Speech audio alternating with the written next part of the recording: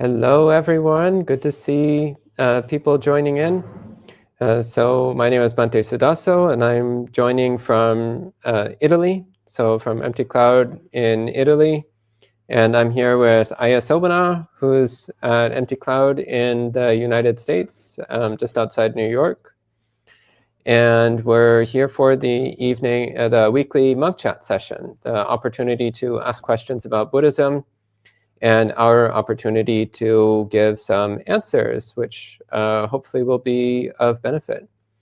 So we'll start with homage to the Buddha, and then we'll read through the questions, and the two of us, myself and Ayasobana, will give some replies, and then when we run out of questions, then we'll conclude the session. So we can start with homage to the Buddha. Namo tassa bhagavato arahato samma sambuddhassa. Namo tassa bhagavato arahato samma sambuddhassa. Namo tassa bhagavato arahato samma sambuddhassa. Buddhang dhammang sanghang namassami. So welcome to all the people who have checked in online so far. So welcome to Sud, Aldo, Chintana, Maria, Gregory, and everybody else who's watching and participating. Our first question here is from Aldo, who asks, what is a useful tool to overcome sensual desire? Maybe Aya Sobana, would you like to comment on this one? This is going to tie into the next question. The meditation on the 32 parts of the body is classically given, as well as the contemplation of death. When we are get involved in sensual desire, there's some kind of way that we see the entire person as an object of desire. And by dividing the person up into parts, it sort of breaks up that illusion. If a person doesn't have access to a corpse or doesn't not familiar with the location of the parts of the body, a very good alternative is to volunteer to serve in a hospital, or to serve people who are very ill, or to serve people who are in hospice care facing death. This does a very quick job of shifting your priorities and helping to overcome sensual desire.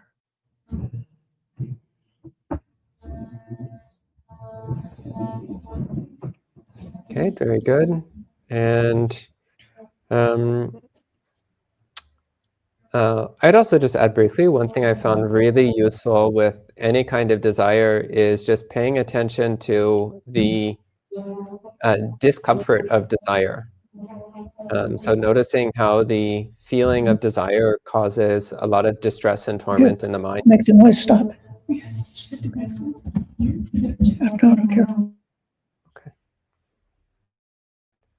So this is using our wisdom faculty, so paying attention to the discomfort caused by desire, then naturally the mind starts to lose interest in engaging with that activity of wanting. So the desire starts fading away just through the wise awareness of the dukkha that accompanies desire. And then we have a question here. Sud says, how should one approach a meditation if it ends up causing weird visions and nausea? And Sud says, I'm struggling with flu. I couldn't sleep. I decided to meditate instead on 32 parts. Then I had this weird hallucination at 3 a.m. where I went up into space, saw the earth rotate around the sun several times, then looked down, saw my own body decompose. The whole thing made me suddenly wake up from meditation, and I had this weird nausea ever since, and I feel very ill. Is it not advised to do certain meditation during times of sickness? Aya Sobana, what do you think about this one? These strange experiences should not be given too much weight. They should simply be noticed in a very light kind of way without thinking that they're extremely important.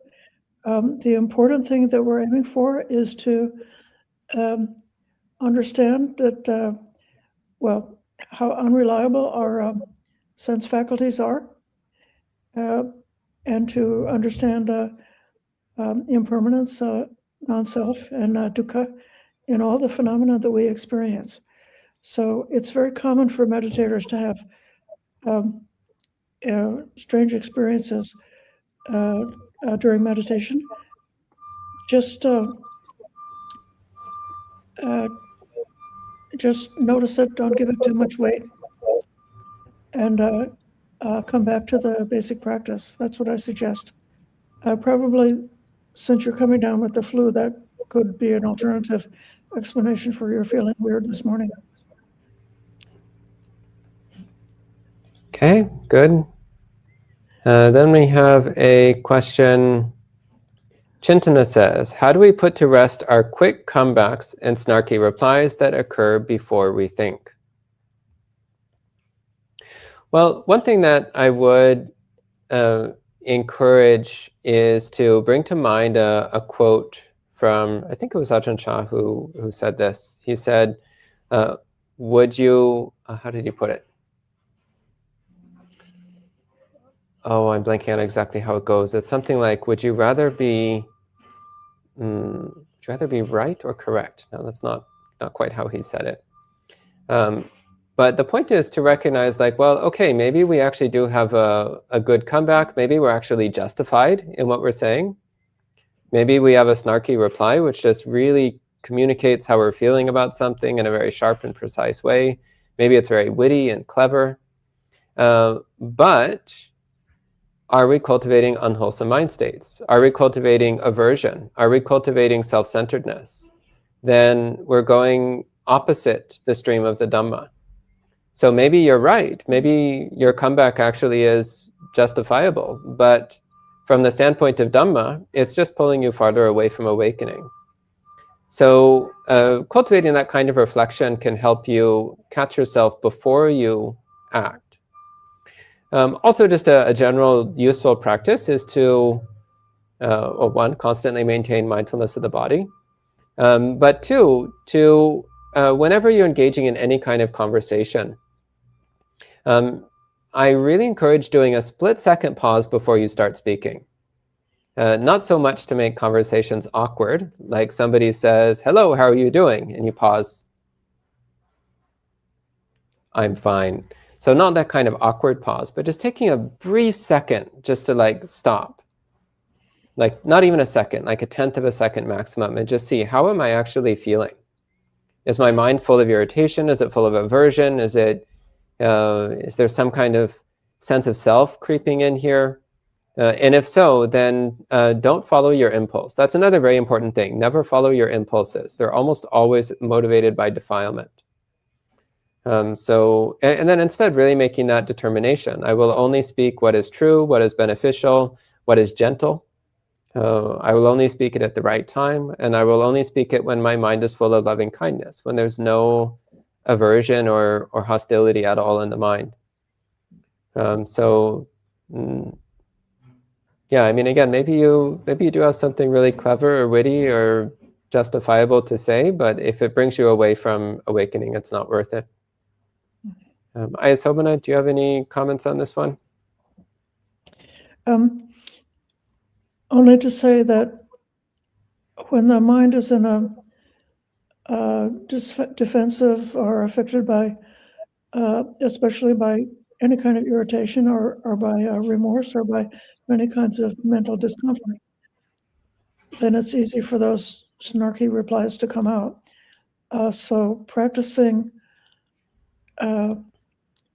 as we're talking about this week, mindfulness of the states of mind and being really gentle and forgiving and learning to watch the mind and to see how these undesired states can come up so easily, and just in the gentlest possible way, put those negativities down as your regular practice. So then you can become more sharp and more skillful in being able to see the negative mind, which is causing the negative speech. Good. Yeah, thank you. And we have another question from Aldo, who asks, what is the result of bowing and chanting?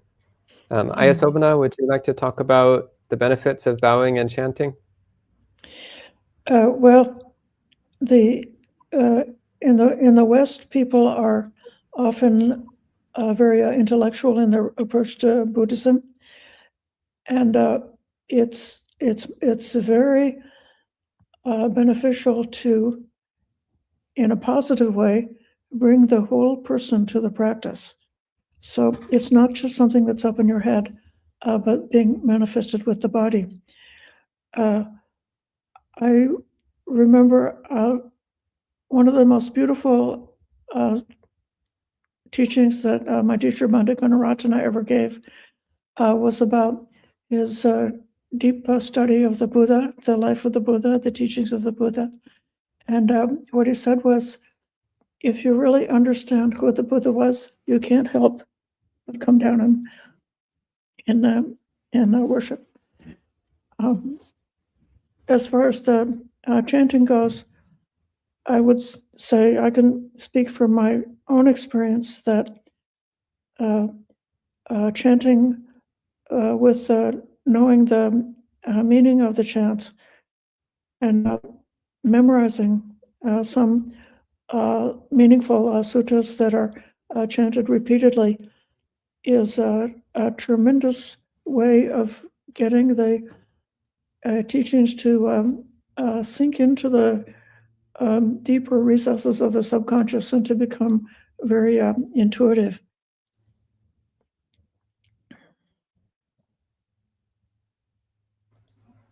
Yeah, and I would also just add that bowing is also a great way of cultivating humility. So why do we bow to the Buddha? Well, because the Buddha is superior to us. How could we possibly, as Ayasobana was saying, if you understand what a Buddha is, how could you not bow to a Buddha? So bowing to the Buddha helps to remind us that there is something higher than ourselves, that is worth respecting, that is worth lowering ourselves before. And it's also recognizing that we actually do have a very lofty ideal that we're aiming towards. And also in monasticism, we commonly bow to any monastic who is senior to us. Even if they're not particularly remarkable, even if there's someone who maybe they're not that wise, they're not that developed, we still bow to them out of respect for many, many years of commitment to living a monastic life. So bowing to the representation of dedication to the spiritual life. So this also is a way of cultivating humility. It's like, yeah, I mean, maybe I think I'm such a great practitioner, but then I meet someone who's been ordained since before I was born. It's like, well, how can I have anything but incredible respect for someone who's been a monastic longer than I've been alive? So naturally, one expresses that respect physically. So it's a great way of cultivating humility. And every now and then it's also good to bow to others just as a way of showing respect, a way of respecting the fact that everyone you meet has the ability to become awakened someday. So we also respect the spiritual capacity in everyone that we encounter. Okay. And let's find some more questions. Ryan says, could you explain the difference between meditation on the four Brahma-viharas versus meditation on the Satipattana's 7 factors of enlightenment? Ayasobana, would you like to comment on this one? Well, both of those practices are uplifting, joyful practices that if you understand the meaning, it would be a source of inspiration, a meditation that is has a positive or a pleasant hedonic tone to it. And because of that pleasant aspect, those kinds of meditation are easy to do, easy to stay with, easy to sustain. By contrast with, say, meditating on a corpse or something might be difficult, that the mind doesn't want to stay there if they find it to be, if you find it unpleasant. The Brahma Vihara meditation is usually given as a practice that's going directly towards samadhi. And the Satipatthana meditation is usually given in the context of vipassana. Now, there's not so much of a extreme difference. Shamatha and vipassana goes together. So it doesn't mean that they're completely different, but the Brahma Vihara practice is an excellent for calmness and overcoming the restlessness stemming from desire. And then with the factors of enlightenment, that supports the investigation of dhammas, being investigating whether these states are present or not within us, and investigating the origin and cessation of those factors in the mind. So those are practices that are more on the wisdom side, more leading to that kind of vipassana insight. But as I said, vipassana and samatha go hand in hand. When you feel calm, you can see clearly. When you see clearly, it makes you calm. Okay, good. And then Lewis says, how can one increase one's chances of being reborn in the human realm? Well, the number one important thing is to follow the 5 precepts. So follow the 5 precepts. The Buddha says that following the 5 precepts helps to establish the necessary sense of responsibility, which leads to rebirth in the human realm. There's a couple other things which really help. So the Buddha also speaks about rebirth by decision. So making a determination to have a particular kind of rebirth actually does increase your odds of having that kind of rebirth. Though that also depends upon having sufficient good karma to back up your determination. So you cultivate good karma by practicing generosity and kindness. And then that will help to support your determination to be reborn as a human. But it's also important to ask why you want to be reborn as a human in specific. And in Buddhist terms, our primary goal is always to attain full awakening. So what we actually want is not to have any specific realm of rebirth. What we want is to have the ideal conditions for attaining awakening. So this is the normal reason why a Buddhist will vow to be reborn as a human. It's because they want to have good conditions for awakening, and it's a common belief that the human realm is the best conditions for awakening. So I would actually recommend, rather than determining to be reborn as a human, instead, determine to be born with the ideal conditions for attaining awakening. Whether that's as a human or as a deva or something else, it doesn't matter at all. The important thing is vowing to be reborn in supportive conditions for awakening. Ayasobana, anything else on rebirth as a human? Just to add that to avoid being reborn in a lower realm, or to be really secure in that, stream entry gives that protection. So if you look at the factors that are supportive of stream entry, that includes associating with persons of integrity, listening to the true Dhamma, practicing wise attention, looking within, and following the Eightfold Path. So if you don't have stream entry, and you are, as Bhante said, keeping the ethical, beautiful ethics, the type of virtue which is not just gritting your teeth and keeping the rules, but which is coming from a space of kindness and non-harming. And then avoid, learn how to do the right effort and how to drop the hindrances or inner defilements of the mind. Then if you're lucky enough that to be born while your virtue and your state of mind are in a good place, then you've got a good chance for a good rebirth. The thing with about stream entry is that it's gives a level of safety, so that if you confront some kind of adversity in the future, you wouldn't, slip or go backwards and fall into being in a horrible mental state and become overwhelmed with anger or some other kind of negative states. Good, thank you. And next, Chintana says, how can I get rid of aversion? Well, Chintana, one thing that I would remind you is that aversion is only completely eliminated with the third stage of awakening. So don't expect to eliminate it entirely anytime soon. In the meantime, what we're trying to do is to reduce it, to weaken our tendency towards aversion. And one of the classic ways of doing that is to do a lot of metta meditation. Metta meditation, both in the formal sense of during sitting meditation, walking meditation, standing meditation, but also metta practice in the sense of speaking kindly to others, doing acts of kindness for others, looking for ways to be of benefit to others.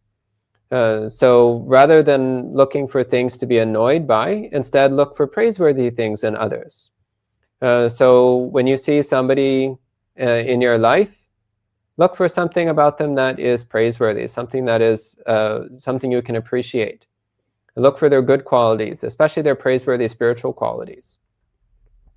And this will all tend to reduce your tendency towards aversion. And then when aversion does arise in the mind, instead of focusing on your justifications, because we always have reasons for being annoyed, instead of focusing on the justifications, focus on how ugly and disgusting and painful and awkward it feels to be annoyed. Focus on how gross it feels to be irritated. It doesn't feel nice at all. Our stories about it feel nice, but the actual feeling of being irritated, of being annoyed, of being bothered, that's not nice at all. That's actually really uncomfortable. It's really disgusting. And we actually especially see this in other people. Like if you see somebody else displaying how irritated and annoyed they are by something petty, then we immediately recognize how gross that is. But when it's us that's annoyed by things, then we're just focusing on how correct we are to be annoyed. So focus on how disgusting it feels to be irritated by something. And that will also help you lose your interest in that tendency of mind. Ayasobana, do you have any comments on aversion? Only to follow on with what you just said, that don't get angry with at the aversion. I like to use the phrase taking care of the aversion rather than killing the aversion or destroying the aversion or something like that. And then when I take care of it, then it settles down, calms down, and is able to disappear. Okay. And we have a question here from Itumak, who says, I am practicing along Ayasobana's mindfulness theme. Progress check. My effort is simply noticing anything at any time, not just sitting, not taking action. I think of adding shims of discernment. Am I on track? Ayasobana? I'm not sure what a shim of discernment is, but indeed, the mindfulness practice, I think, can be successful when we make it very attainable, not something that's so complicated or abstract or difficult to even get a hold of, but just simply doing the practice in a natural way, as you say. So noticing what's happening throughout the day, what's the posture is going on, noticing the breath, noticing the feeling state, noticing the state of mind, and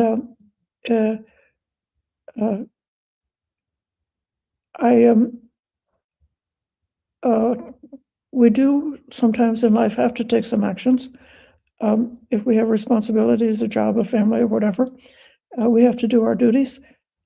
And when we do those things, also just notice, now I've decided to do something, and I'm doing, hopefully I'm doing wholesome things. So shim, what is a shim? A shim is something used in woodworking that's used to make a small adjustment on a piece of carpentry that you're working on.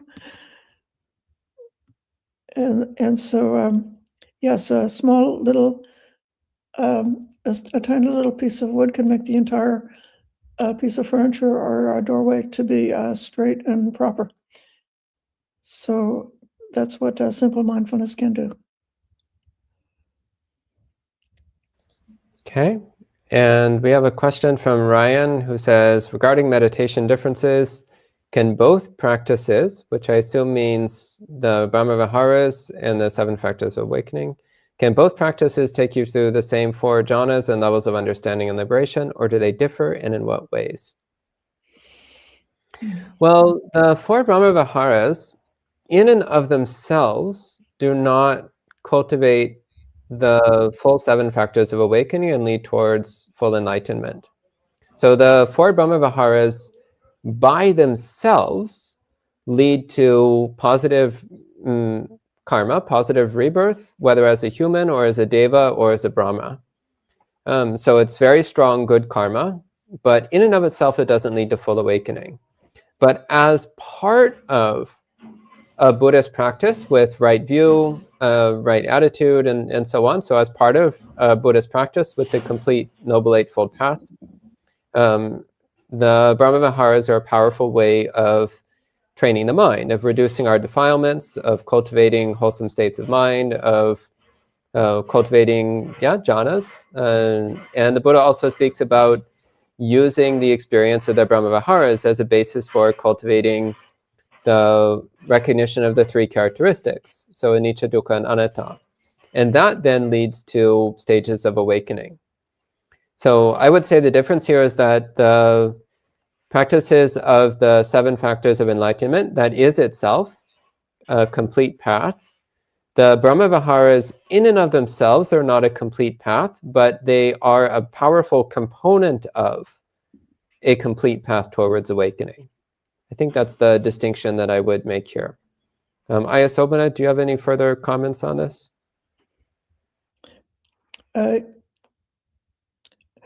Yes, usually it's said that if you want to go all the way, that insight comes first, and then the cessation of desire comes second. The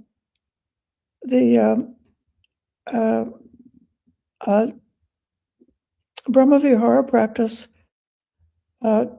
is a way to enter into jhana. There's a bit of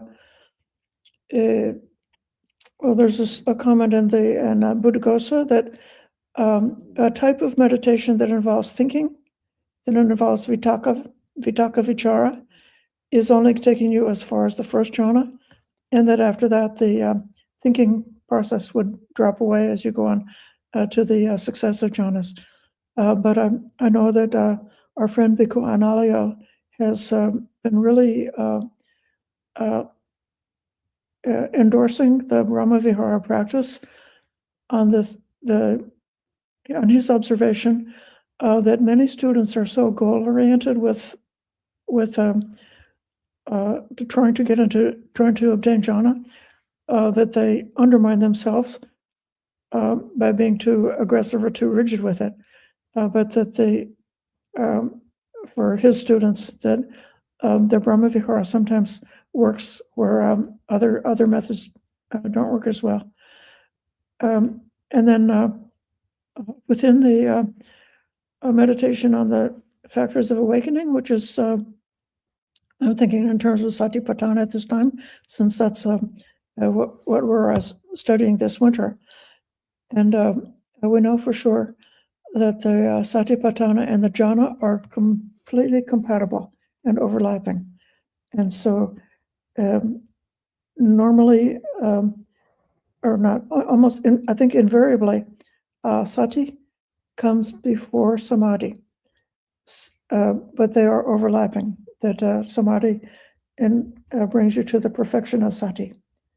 So those two practices come together, and when your concentrate or your samadhi practice is informed with wisdom based on sati, then you have a chance for the breakthrough of wisdom, and you'll be on your way to liberation. Okay, good, thank you. I would also just briefly add to that I also, similar to Bhante Nalio, I also personally really encourage the practice of the 4 Brahmaviharas, though maybe for slightly different reasons than him. I really encourage the 4 Brahmavihara practice because, one, it's a really powerful way of counteracting the tendency towards aversion. So it's a very strong counter to one of the 3 root defilements. So desire, aversion, delusion. We really need to do something about our tendency towards aversion. And the Brahmavihara practice is a very powerful way of dealing with aversion.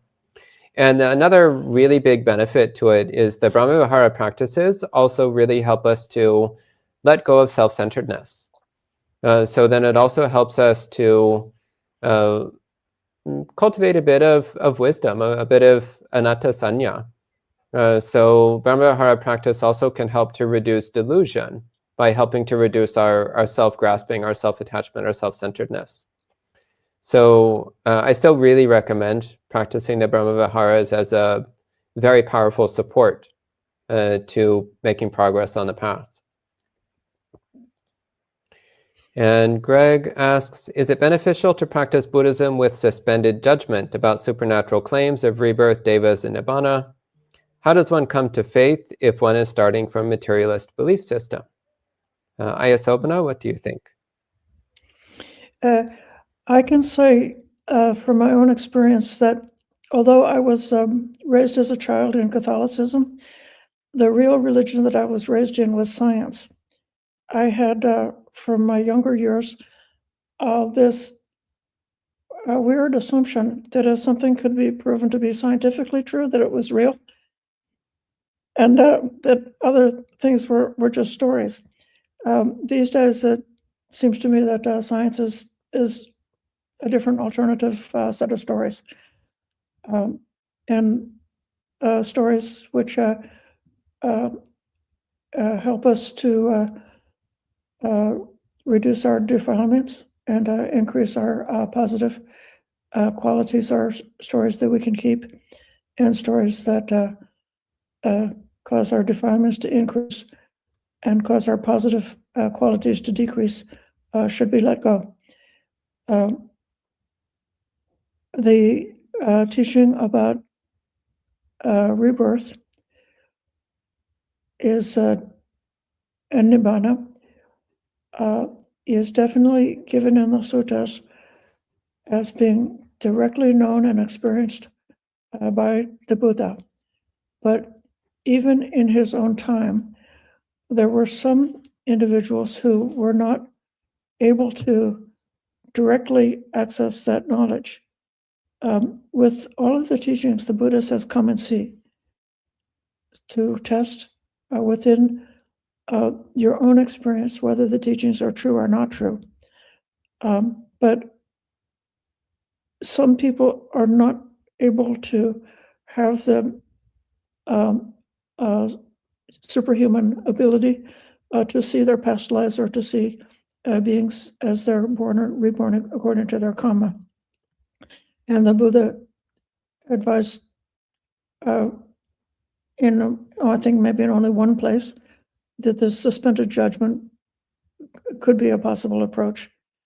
I would say that when you fully understand the teachings of the Buddha, the dukkha of samsara is so central that you, without really understanding and taking on board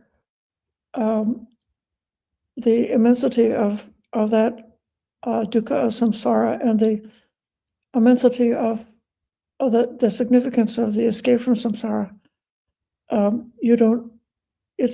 don't feel that it's really possible to get the benefit of this path. Thank you. I appreciate you pointing out that this modern secular materialist viewpoint is just another set of stories. Actually, honestly, I relate to secular materialism as a religion. It's a religion which pretends it isn't one. It's a belief system which pretends it's not a belief system. But actually, this whole pervasive belief these days of there is no afterlife, there is no karma, there are no spirits, there are no angels, there is no this, there is no that.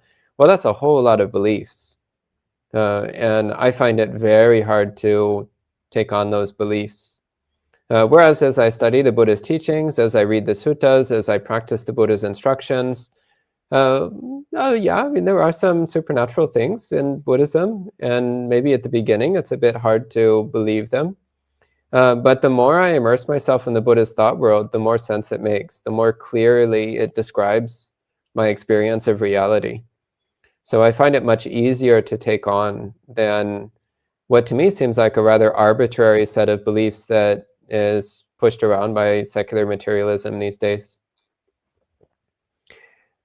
Next, we have a question from Sud, who says, are there any downsides to Sila Nusati meditation?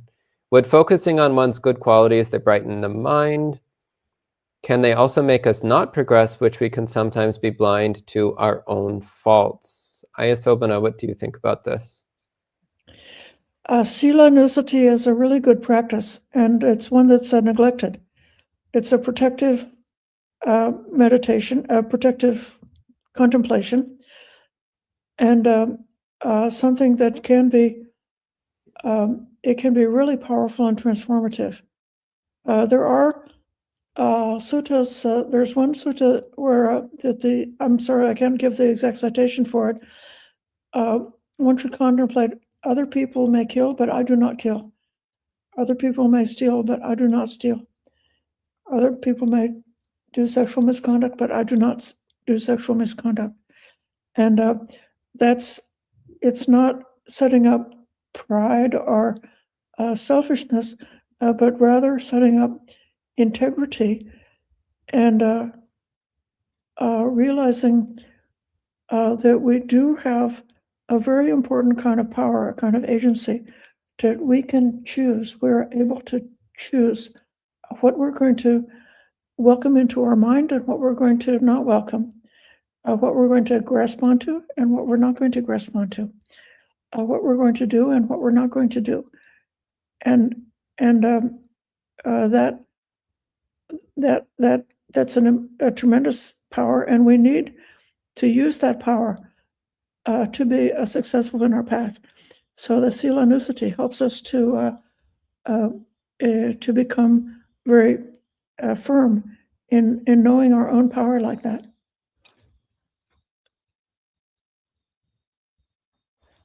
Okay, good. And then we have a question from Ryan who says, have you heard of anyone attaining Nirodha Samapati in our generation?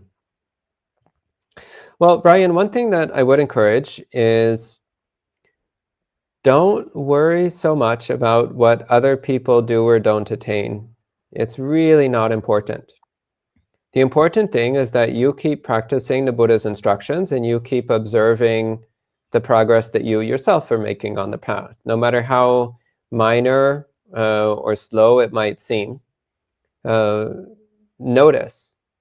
Like you practice a bit of metta and you notice, oh, I'm a little bit kinder, a little bit more patient. I don't get irritated quite as often. Great. That's wonderful. Or you notice like, oh, these days when I meditate, my mind is slightly more peaceful than when I was trying a year ago. Great. That's progress. Pay attention to that. Because all these little minute steps of progress, those all indicate the capacity of the mind to move in the direction of the kind of complete purification and absolute serenity that can lead to even attaining something like Nirodha Samapatti, this incredibly refined meditative attainment of the noble ones. So although you may not personally experience it, you may not personally know anybody else who experiences it, you'll know that it's possible if you keep progressing along the path. That said, have I heard of people attaining these things? Well, I mean, I hear all kinds of things. I hear people claiming to have experienced all kinds of things. I think often people overestimate themselves. They think they've attained lofty attainments that they haven't. I think that's quite common. And I also think that there's a lot of people who actually have attained lofty attainments and they just never talk about it because the practice of humility is such that as you make progress along the Buddhist path, you lose interest in bragging about your progress along the path. Like you don't need to brag about your attainments. You just know that you've been practicing Dhamma well, and it doesn't actually matter whether or not anybody else knows it or acknowledges it. So I think that there's a lot of people who claim to have attainments, but don't. And I think there's a lot of people who do have attainments, but never talk about it. They don't make any claims to other people. So yeah, Ryan, I just wouldn't even recommend going in that direction. Just keep practicing the Buddha's teachings and observing the progress that you're making. And then your faith will grow that these high attainments are possible. Ayasobana, anything you want to add on this topic? This is almost the same as asking whether there are fully enlightened arahants living in our generation. And it's without commenting on people who have that reputation, some of whom are very impressive people. I also personally feel that there may be enlightened people who do not want to have a presence on the internet and who therefore are not known to me.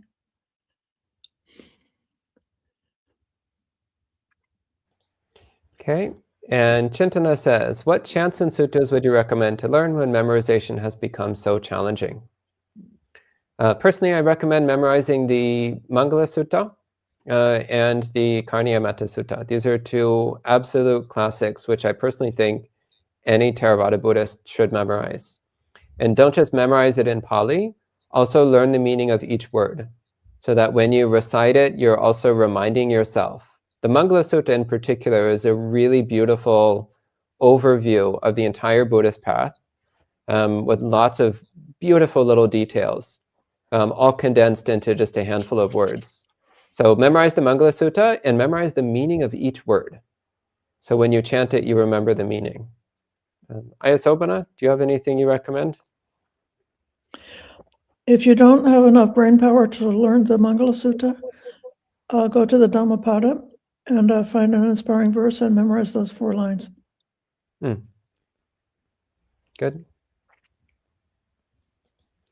Okay, and Tim says, my personal practice is on developing non-attachment, cultivating openness to things I find dear.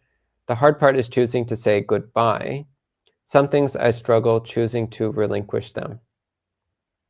Okay, there's not exactly a question here. It looks more like a comment, but I don't know, Ayasobana, if you want to respond or if the comment stands on its own feet. Just be careful about things you find dear. If you relish and delight in those things, then you will be getting into dangerous water. But if you have a reflex to when something is dear, to just remember it's impermanent, that it will change. It won't always be like that. And so that reflex helps to protect the mind from getting too excited with the dear things. Yeah, good. And Venerable Sunya Nandi, hello, Venerable. Always good to see other monastics joining in. Venerable Sunya Nandi says, I'm facing a decision about where to live for the next year. Is there advice from the Dhamma about making wise decisions? Well, I mean, the classic sutta on this is the Vanapatta Sutta, where the Buddha says that we should evaluate where to live. Actually, we should evaluate where to live on the basis of two grounds. The first ground is, are we making progress in our Dhamma practice? Like, are we making progress towards awakening? Are we cultivating the wholesome qualities that we've not yet cultivated, perfecting the ones that we have cultivated? And the other thing to examine is, are we getting our basic needs met? Like our basic needs of robes, clothing, shelter, and medicine.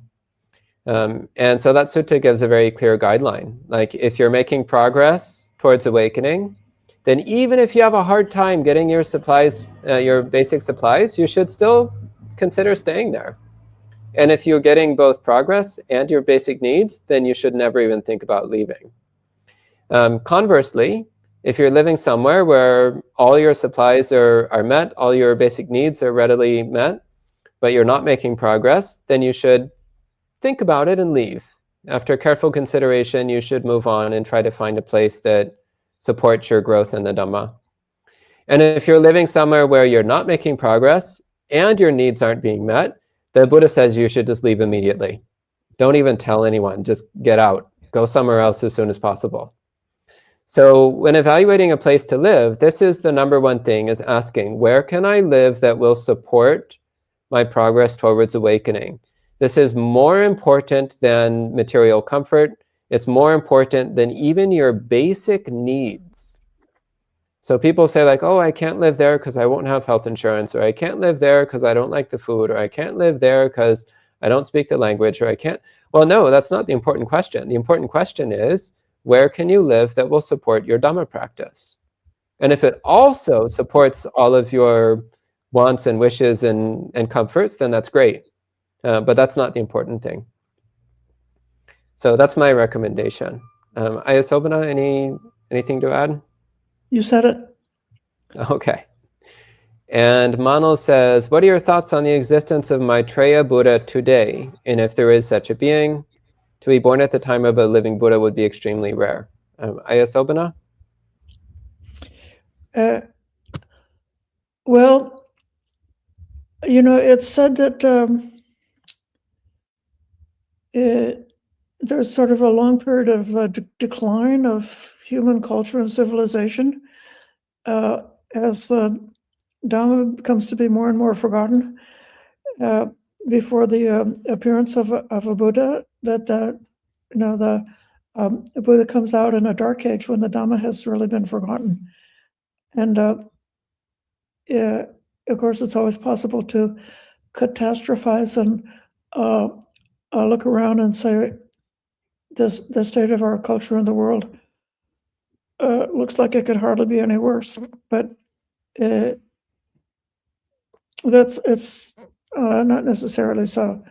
So I am confident that our Buddha, Gautama, is not the only Buddha, and that there is a great cycle of time that even the Dhamma, the teachings, the sasana, is impermanent. That it's possible that the teachings of the Buddha can be forgotten by humanity.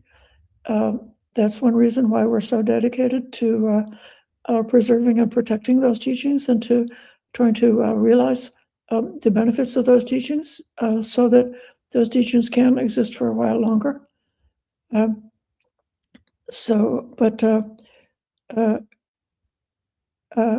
Liberation or awakening is something that's it's within the nature of sentient beings to have the capacity for awakening. And so even if we come to the darkest of the dark ages, there's still a possibility for Maitreya Buddha to rediscover the way to the end of suffering, just as our Buddha discovered it. Yeah. Yes, good. And Sud asks, is there a specific meditation that targets improving one's patience with oneself and others? Well, actually, a quote from Master Sheng Yen comes in mind. So Chan Master Sheng Yen, who I actually highly recommend to everyone, even if you don't like Mahayana Buddhism, Chan Master Sheng Yen gives some really practical guidance for meditation practice that's applicable even to any style of Theravada meditation. Anyway, Chan Master Sheng Yen said, the only place you can learn how to swim is in the water. In other words, if you want to improve your patience with oneself and others, then when you're dealing with oneself and others, then practice patience. So it's not necessarily a specific meditation that's going to help you. It's rather being in situations which are challenging to your patience. And you're like, I don't want to put up with this person. I don't want to listen to their boring stories. I don't want to go through this experience. And you patiently endure. And in that way, your patience grows. Another practice I recommend, and I recommend this often, and very few people ever take me up on it, do for a few days in a row, sit for 4 hours straight without getting up. And inevitably, you will develop patience because you will have no option but to develop patience. I was just doing that here in Italy. I was doing that with one of our lay students for a few days in a row. We sat for 4 hours straight every day. And it's a really powerful way of developing patience. So you might try that as well. It's painful, it's challenging, but you will learn some patience. Ayasobana, do you have any comments on developing patience? In the Patience Sutta, which is, we talked about this on Wednesday night. This is Anguttara 4.164. The patient practice is when someone abuses, annoys, or argues with you, you don't abuse, annoy, or argue back at them. That's the patient practice.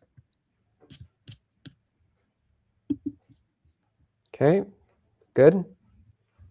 And we have a sutta here from Elaine. Elaine says, is there a danger being a recluse as a layperson, other than following teachings online? Ayasobana, what do you think? As a woman, I feel that it's really great that there are many ways to be very serious practitioners apart from getting the full ordination in the Theravada. For many women, both because of the misogyny in the tradition and also because of the circumstances of women's lives with their family responsibilities and so forth. There are a lot of women who, for some reason or another, are not able to enter into monastic form. And if they can't, they should become a lay recluse. It's a really good path. But if you are a lay recluse, it's good to be an upasika or upasaka, to be close to the monastic sangha and to associate with monastics. And then we have a question here from anyone at the end of time who says, do you believe the presentation of the Dhamma in the Pilgrim Kammanita is accurate? I've never read that book, so I cannot comment on it. Ayasobana, are you familiar with that book? No. Okay. Yeah, so I don't think either one of us can answer. Sud says, how do you measure your progress? Do you ask a teacher who knows you, or do you look into your own mind by yourself? Well, Sud, I would say that both of those are helpful. So asking a teacher can be really useful because it's very easy to delude ourselves. There's actually a great example of somebody who convinced himself he was enlightened, and then he went around asking a bunch of Buddhist teachers to confirm his enlightenment. And one teacher after another kept telling him, nope, sorry, you're not enlightened. You just had a wacky experience, but you're still a delusional, unenlightened person. And eventually the person just concluded, well, all those teachers must be wrong. But actually, I agree with his teachers. I think that he actually was just delusional and just had an experience which was incorrect and came to the wrong conclusions. So teachers can help to kind of double check and make sure that we're not just getting into a delusional experience of some sort. But it does also ultimately come down to your own self-awareness. Look at your own mind. Are there any defilements? Is there any greed? Is there any aversion? Is there any self-centeredness? And if there's still greed, aversion, and self-centeredness, then you know you're not yet fully enlightened. So that's what I would really encourage for measuring your progress. Look to see if you have any defilements in your mind at all, any self-centeredness at all. If so, then you know you're not there yet. But don't hesitate to ask teachers, especially well-experienced senior monastics. If you think you have any attainment, ask them. And odds are they'll tell you no. Ayasobana, do you have any comments on knowing your own progress? I think reading the suttas is also tremendously helpful in knowing one's progress, especially the suttas about the threefold training. So if you understand how the sequence is supposed to develop, then you'll be able to evaluate where you stand.